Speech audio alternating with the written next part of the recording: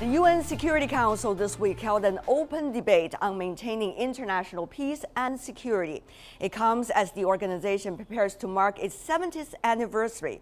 China chaired the ministerial meeting of the 15-nation body after assuming the rotating presidency for February. China is working with others for its counterparts to recommit to the organization's founding principles. The pursuit of peace. Chinese Foreign Minister Wang Yi presided over a UN Security Council open debate Monday, nearly 70 years after it was established at the end of World War II.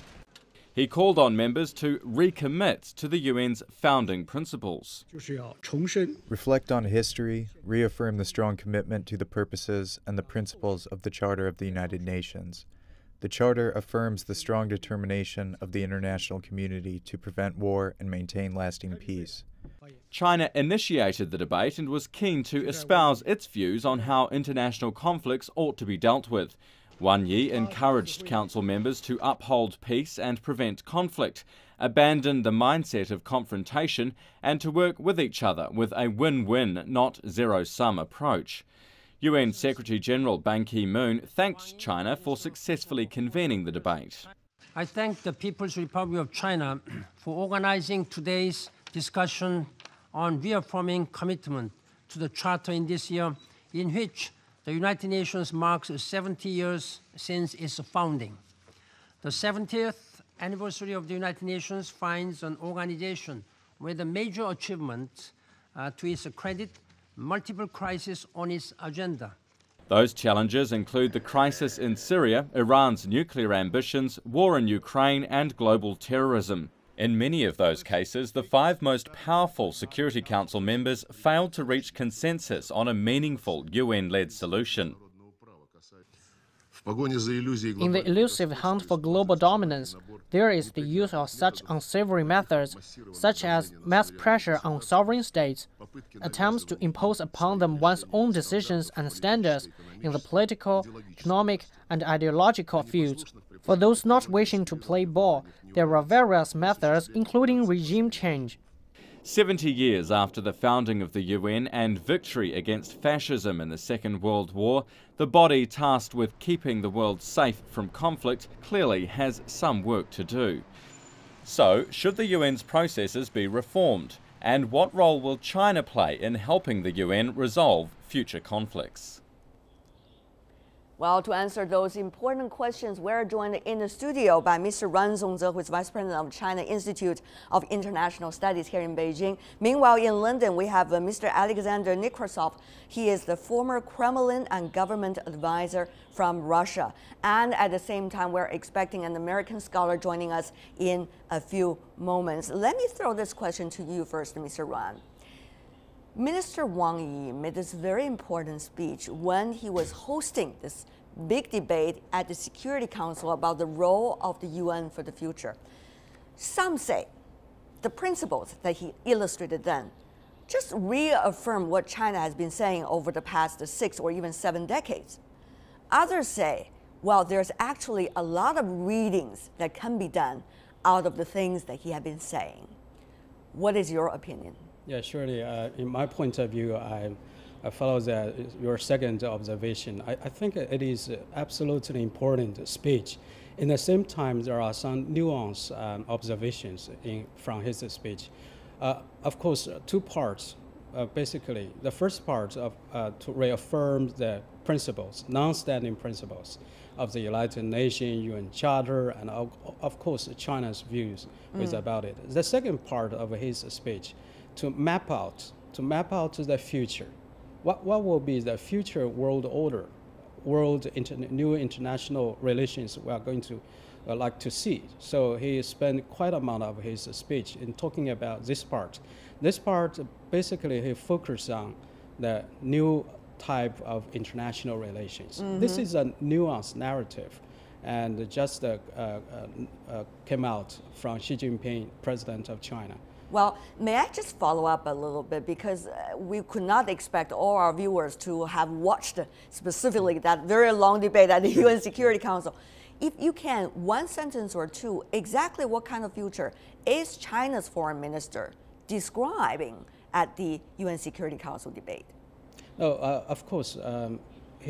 According to Minister Wang, he mentioned that it is very important to envision a win-win scenario. This is not a zero-sum game. And so this new type of international relations featuring basically on the cooperative win-win scenario. All right, but we all understand, Mr. Nekrasov, let me invite you to join in here, that it's wonderful if we could have win-win situation, but international relations, particularly some of the hotspot issues, for example, Ukraine, for example, Syria, those are complicated issues, very hard to see every side wins in the process, at least from their own perspective. So what do you think about the principle just illustrated by our Chinese guest? Well, unfortunately, I think it's a fantasy, basically, that the UN is providing security to the world. I think that the UN Charter is no longer being abided by many of the members of the UN. And to be quite honest with you, I don't think the UN has managed to do a lot to prevent conflict and wars in this century. I think that deep reforms are needed. I think the UN is under very heavy influence of the United States. It shouldn't be even based in the United States.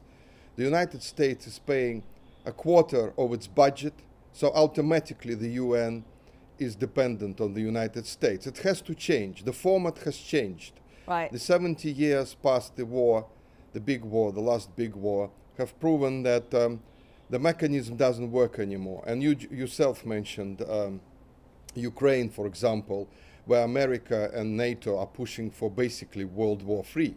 All right. And the situation there is such that the UN is taking no part in it at all. We are witnessing the Europe.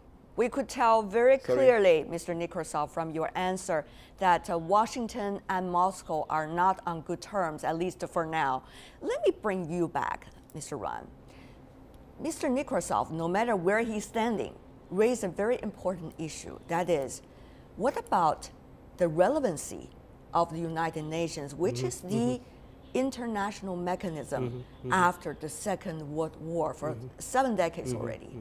And what about the authority of the United Nations? They say something, it's going to do it, and everybody's going to listen. Both of these two issues, relevancy, authority. Well, of course, there are some legitimate concerns about the performance of the United Nations so far.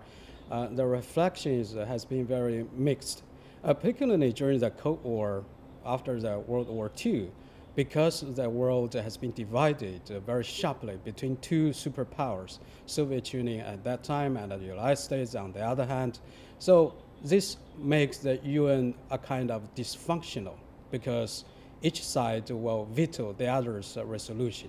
So after the collapse of the Soviet Union, we are in the demise of the Cold War, people raised the hope that the post-Cold War era may give us an opportunity for better performance of the United Nations because this world is no longer so much divided. And is it better performing? Yeah. Yeah, however, there are some successful stories, I would say, its performance. But in the same time, of course, people always expect the UN to perform much better. But let me just be specific here.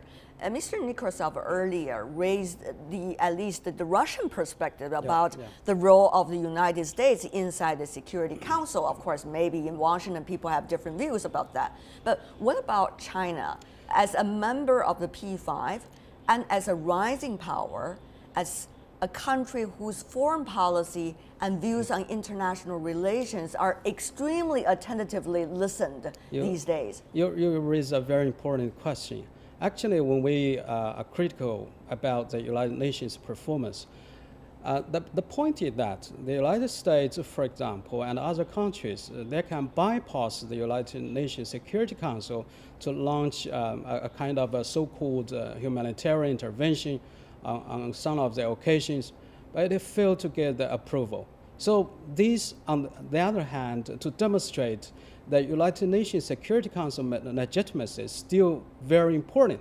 That's the powerful signal to the rest of the world. All right. And let's have Mr. Nekrasov. But many also complain about Russia's role, you know, when it comes to the issue of Ukraine. At least that's what the Western countries have been talking about. Moscow is not respecting the international rules of going, let's say, to the Security Council. So when you talk about reform, when you talk about relevancy, authority of the United Nations, what can Russia do? Well, to be honest with you, I think it's China's role. I think China plays a crucial role here. I think China is the balance at currently. It is finding itself in a very difficult situation because it has to balance its position between America, the West generally, and Russia. And I think it's actually doing it pretty well. I must confess, I'm very impressed by that. Will it be able to hold on to that? Will it be able to find that balance this year? I don't really think so, because America is pushing hard in Ukraine. Now, you are saying that Russia is not observing international laws and so on. Russia is responding to its threat on its border. I think any country would have done the same. America, China, any country. Well, now, China has been very reserved and restrained in this Ukrainian crisis. I think it's done pretty well here. And I think America is watching all the time, looking at China. What is China doing? I have been debating with Western politicians who've been trying to present China as taking sides in the Ukrainian conflict. And I think that was incorrect, and I always corrected them. I think China is correct and right in not getting involved too deeply, but yet making its views known. And this is the right approach. All right, Mr. Nekrasov, we heard your voice, and we see you are very passionate once again about the Ukrainian issue, which is, of course, the center of attention. That is why many people complain whether the hotspot issues such as Ukraine, such as Syria, such as the IS, which, of course, is a terrorist threat all over the world, are being paid attention to or being provided with solutions by the Security Council. Earlier, we also heard Mr. Ran from the UN Secretary General, Mr. Ban Ki-moon. He called on the Security Council to, quote, not do business as usual, to raise the efficiency, of course, in other words. And also Minister Wang Yi, this time, during the debate, he talked about this, and let me quote here, the Security Council, he says, needs to take more precautionary measures to forestall conflict and act in a timely manner to stop warfare so as to restore peace and promote reconstruction as early as possible, end of this quote. So in other words, what about the efficiency? Can China do something about the Security Council efficiency when big things happen? Well, it is a legitimate question about that. According to the United Nations and Charter, it is still very, I will argue strongly that the UN still play an indispensable role in maintaining the world peace and stability. That's the mandate. Secondly, I think the point is that UN have to rely on the Security Council. There are 5 members, P5s, on the Security Council. When they made the consensus, so everybody is happy, and we can make a substantial progress. But the point is, when they don't see eye to eye with each other, they have differences, sometimes very sharp differences. So here's the dilemma, what to do? Yeah, what to do? I think people, of course, on one hand, they pay higher expectation on the UN Security Council to do better.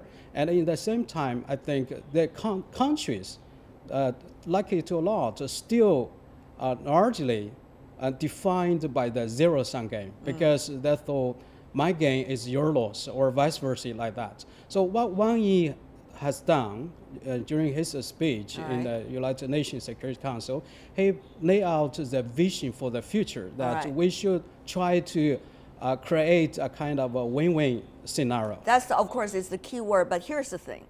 We see so many different conflicting ideas about international relations these days, gentlemen, about what our future should be like. Because after Cold War, after so-called the only and the one and the only superpower, the United States, obviously these things have changed. We see China, emerging economies, Russia, and many of the other countries inside Europe as well. So the question is whether there is going to be something like the so-called sphere of influence, which of course some people concerned would divide the world and bring more danger to different regions. Mr. Ruan, your views about this, particularly China's role in the Asia-Pacific region. How is this speech made by Minister Wang likely to reflect on China's view about those? I think the sphere of influence is an outdated narrative. I think the point is, if everybody wants to have its own sphere of influence, that would be a problematic to the world. And this is a globalized world. We should also have to very much focus on how to be more cooperative. In the same time, not at the cost of others' core interest.